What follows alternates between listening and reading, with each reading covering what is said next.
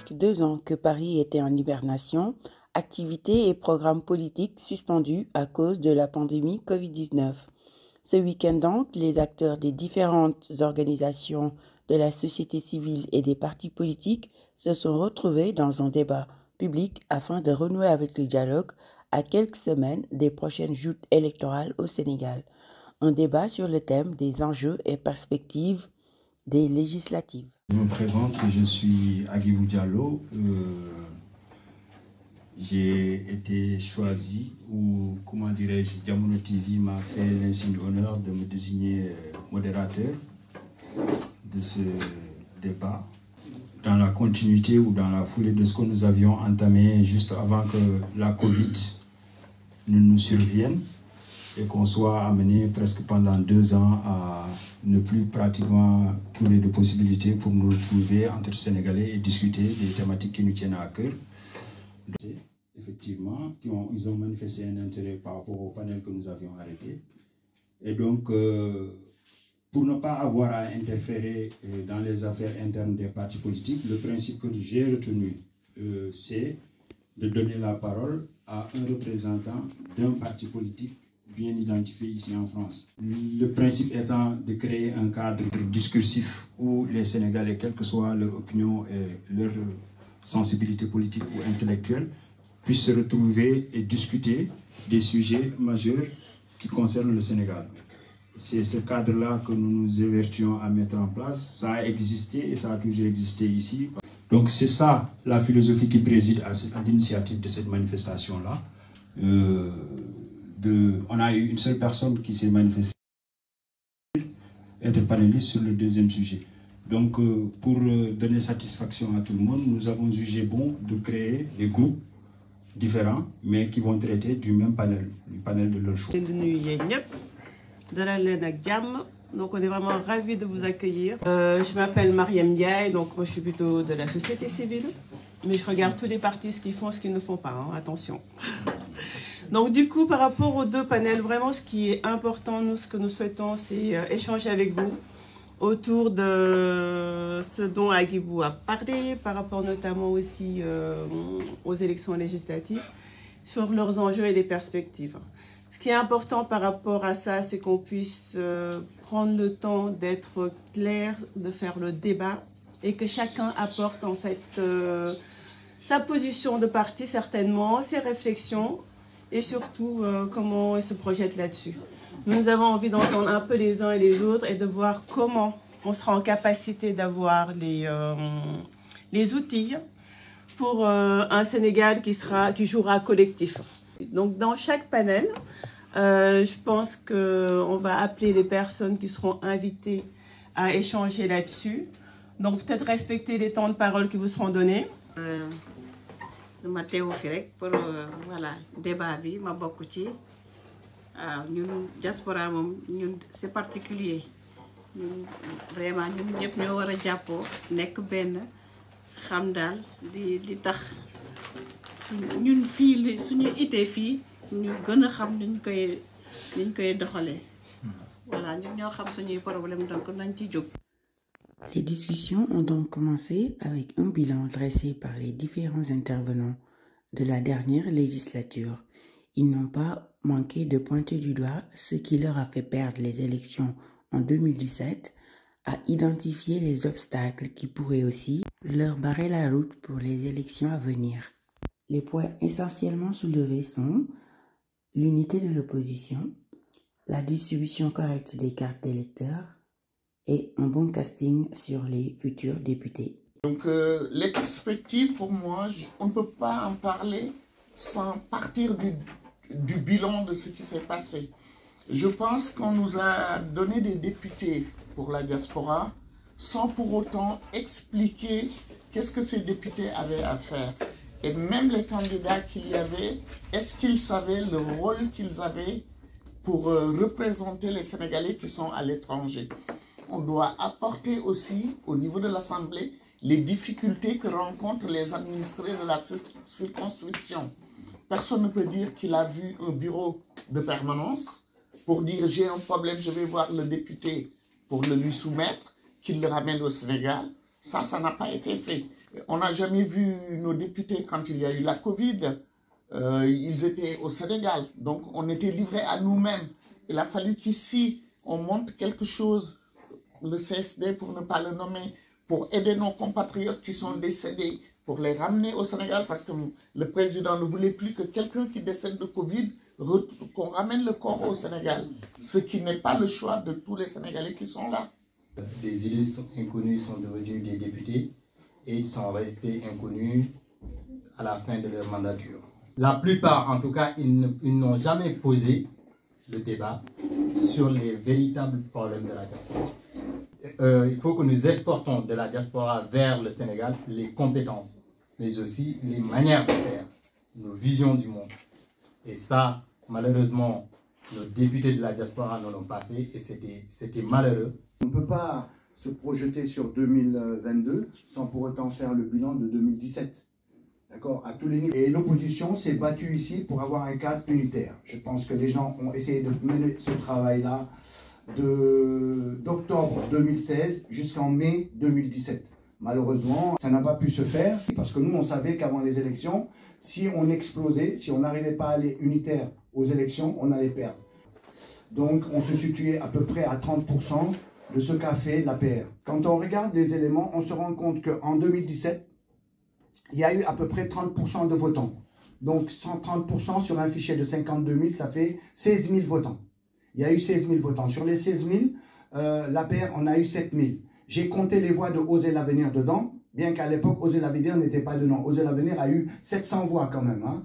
Donc, ils ont 7 000 voix, mais je les compté dedans parce que depuis, ils sont plutôt tournés vers cette coalition, vers la majorité présidentielle. Donc, c'est plus la peine de les compter avec nous. Donc, avec ces 700 voix, ils font 7 000 voix au maximum.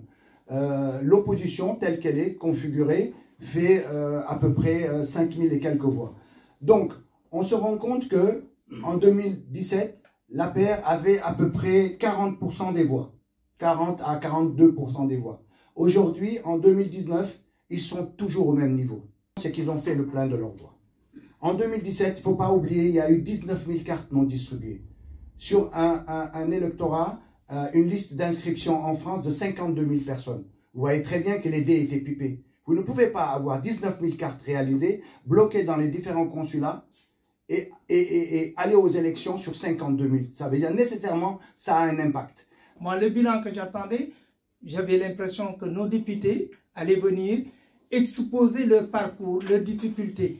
Moi, je connais leur bilan parce que je connais le bilan de la législature, quelles ont été les propositions de loi déposées par les députés. Et on mesure le travail des députés au niveau, par exemple, des commissions ou au niveau des propositions de loi. En revanche, je peux constater qu'on n'a retenu aucune proposition de nos députés. Alors, les enjeux de cette élection législative, moi je pense que le bilan que Ben a dressé tout à l'heure pose déjà le débat des enjeux de l'élection législative à venir, les élections législatives à venir.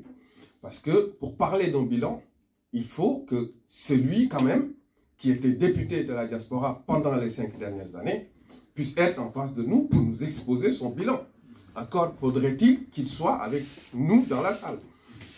Je l'espérais, je l'appelais de tous mes voeux, mais quand je suis arrivé et que je ne l'ai pas vu, je n'ai pas été non plus surpris. Le député qui nous représente, M. Dembosso, qui était quand même le responsable de la DSE de l'APR de France, a représenté l'APR de France à l'hémicycle. Parce que j'ai entendu dire qu'il n'y avait pas des permanences qu'il avait tenues. Moi, j'étais au courant qu'il a tenu des permanences, mais pour les membres de l'APR. Alors donc, quand on est député de la nation, on est député de la République et de la nation sénégalaise. Donc, il est parti comme ses pairs de l'APR. Il est député de Macky Sall et député de la majorité. Il n'était pas là pour représenter les intérêts des Sénégalais de notre circonscription. Quand on parle du bilan, pour moi, le bilan, il est nul. On ne connaît pas les députés, il est nul. Mme Diarra Fam, oui, elle est célèbre, mais elle est députée de Guinée-Rail plutôt que de la diaspora. C'est ce que j'ai constaté. Donc, je n'appuie pas ça, le fait qu'elle est à l'hémicycle ou qu'elle est députée. Elle ne me représente pas pour moi. Nous sommes aujourd'hui complètement bloqués par le jeu des coalitions. Les députés de la diaspora sont désignés par les coalitions. il ne faut pas se leurrer. L'enjeu n'est pas dans la diaspora. Quand Niba Sen a été élue députée, c'est parce qu'elle a été désignée. Quand ma sœur a été désignée par Tahaou au Sénégal, la décision venait de Dakar.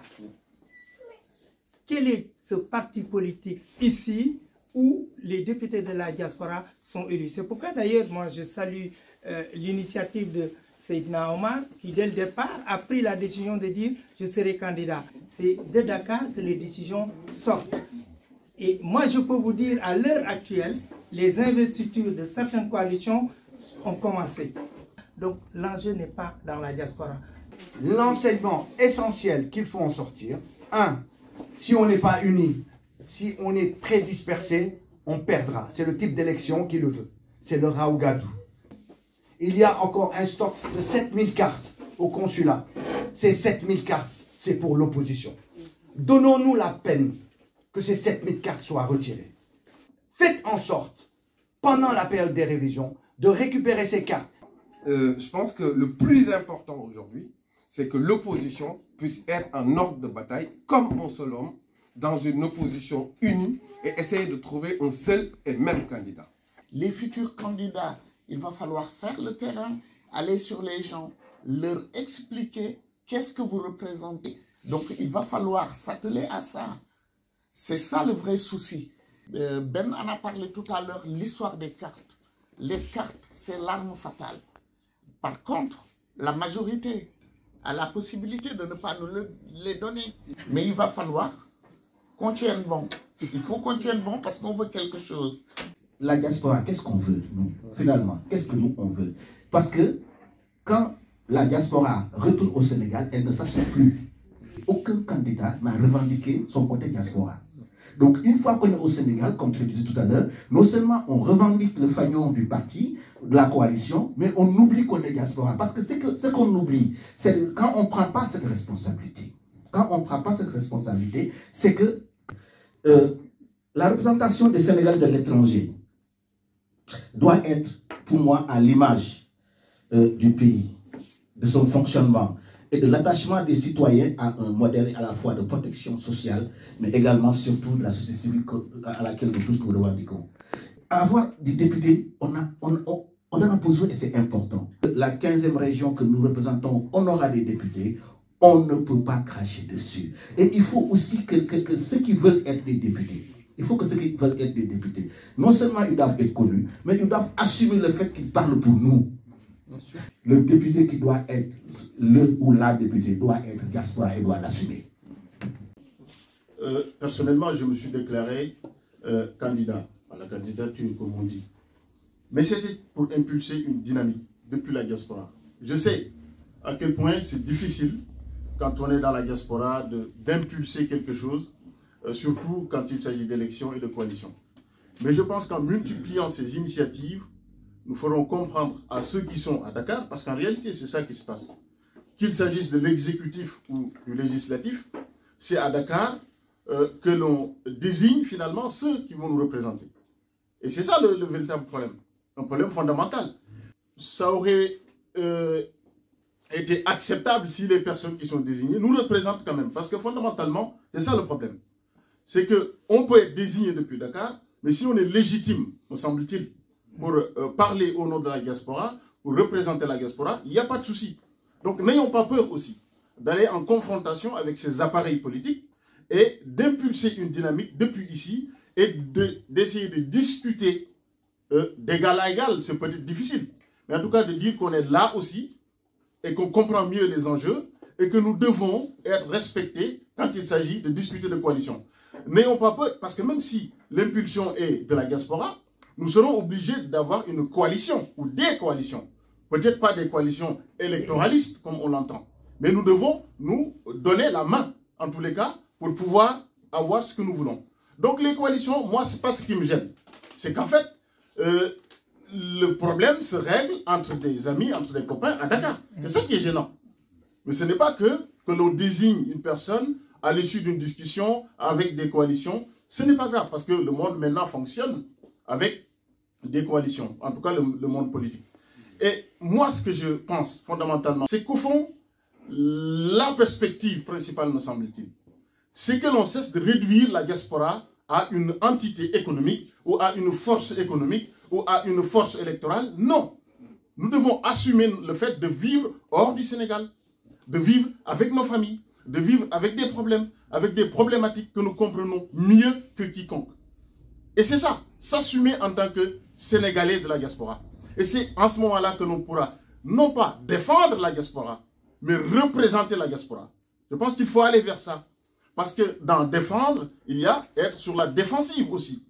Nous devons contribuer à la marche de notre pays. Nous ne devons plus rester des gens, nous ne commandons rien du tout. Nous ne commandons rien du tout. Nous devons nous imposer.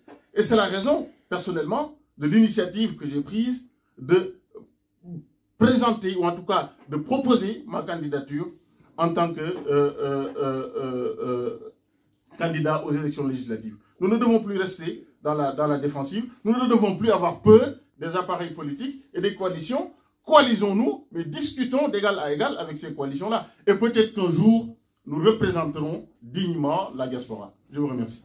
Je vais parler du point de vue arithmétique, ce que représente la diaspora du Nord, du Centre et de l'Ouest aujourd'hui. Ce qui est important pour l'opposition, c'est quoi? C'est d'être majoritaire au niveau de l'hémicycle. Et pour être majoritaire au niveau de l'hémicycle, la diaspora compte. 3 députés, ça compte. Ce qu'on doit nommer aujourd'hui, ou bien les candidats qui vont nous représenter, ces candidats-là ne doivent pas céder à la tractation. On doit nommer des candidats sûrs, comme l'a dit Benjamin tout à l'heure, des candidats qui sont connus par la diaspora, des candidats qui sont présents pour nous, des candidats qui sont capables de nous représenter, des candidats qui ne sont pas faciles à passer à la tractation.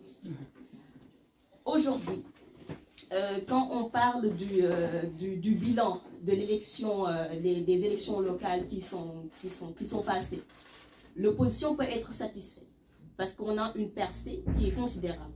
Mais nous ne devons pas nous contenter à cela. Je suis d'accord avec M. Ba, si c'est le nom, oui.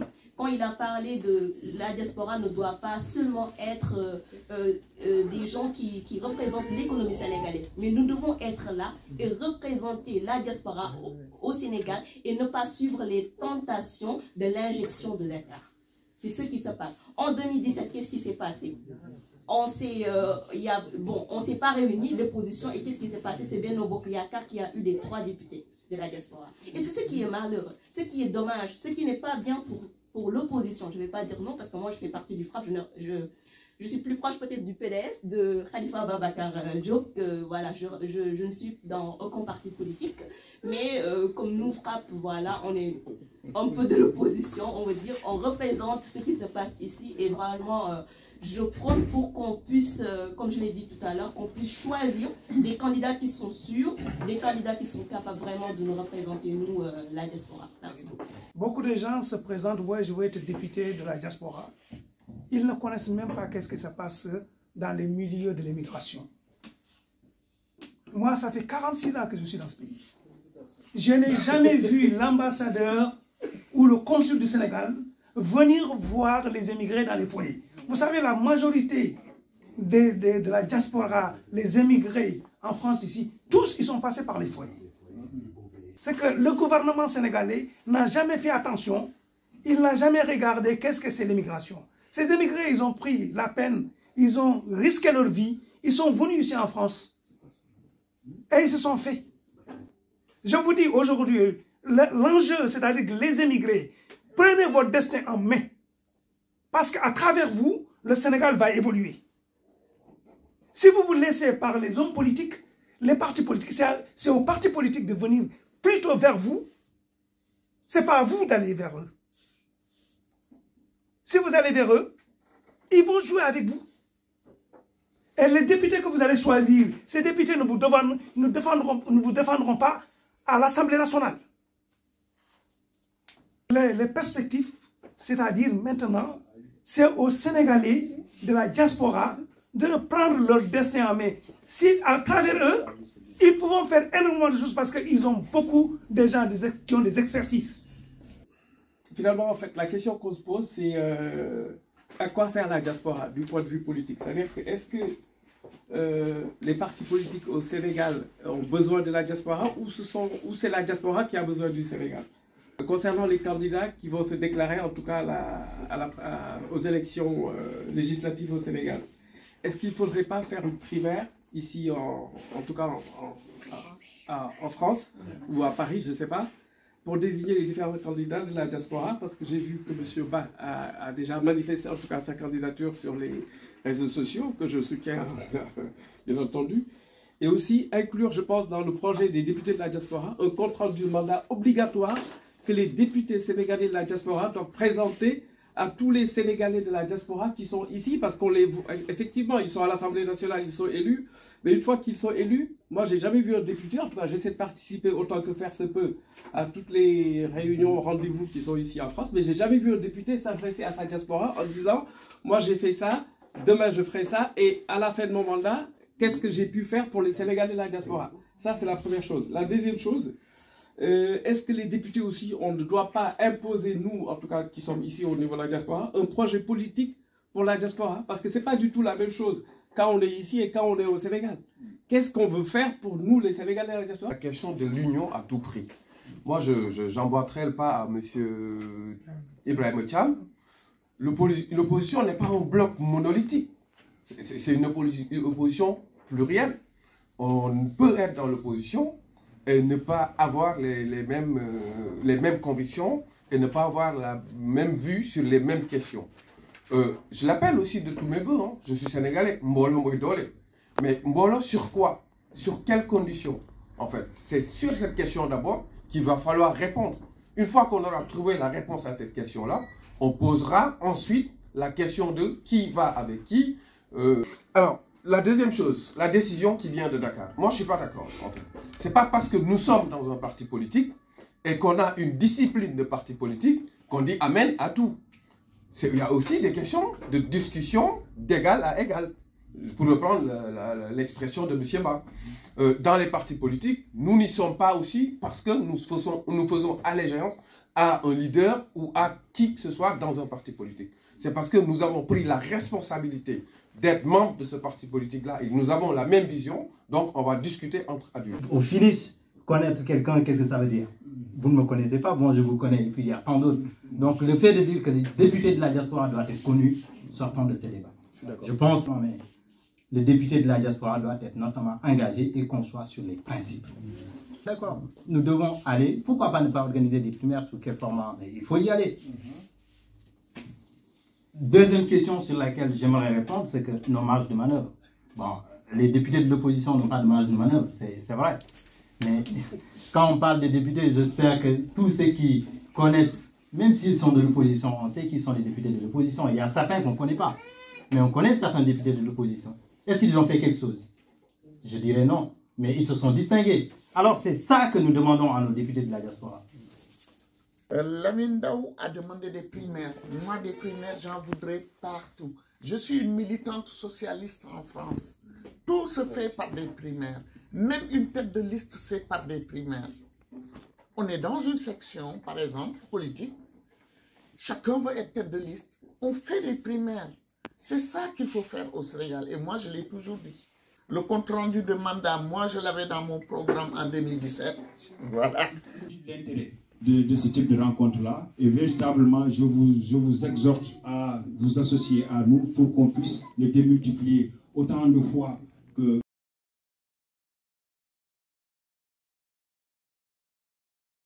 Au sortir de notre conclave, on a vu que les gens ont manifesté un intérêt particulier par rapport aux thématiques. Maintenant, il y a des gens qui ont proposé le parrainage populaire pour les candidats, d'autres sont allés plus loin jusqu'à l'idée des primaires. Bon, on prend acte et puis on va essayer de voir collectivement quelle est l'option qui fera consensus, aussi bien au niveau des partis politiques qu'au niveau des membres de la société civile, de manière à ce que véritablement on fasse corps et essayer à travers ce scrutin de Raougadou, arriver à mettre en minorité Benno Bokk Yakaar dans la diaspora.